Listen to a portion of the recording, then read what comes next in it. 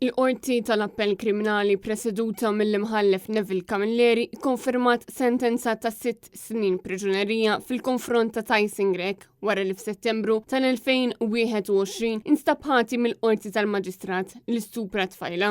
Għat li kien seħ meta ħareġ magħha l-ewwel darba. Dwar dan il-każ xedet it-tfajla li dak iż-żmien kellha 19 sena u llum għandha 22 sena. It-tfajla qalet kif ippruvat tirreżisti lil Grek iżda hu żamma kontra il-volontà tagħha u kellu xi qasam magħha bil-forza fejn ħallat Benġil li kienet taqbel mad-deskrizzjoni tal-vittma.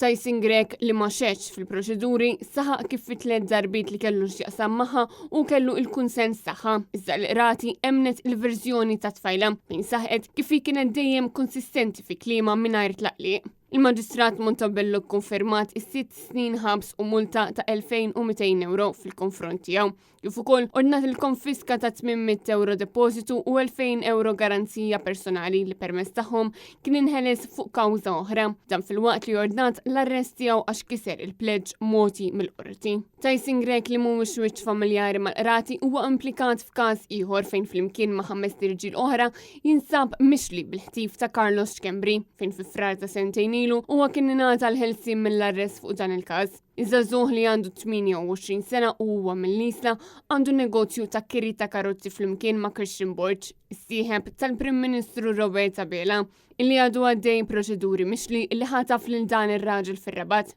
li żammu kontra l-volontà tiegħu u li għeddu.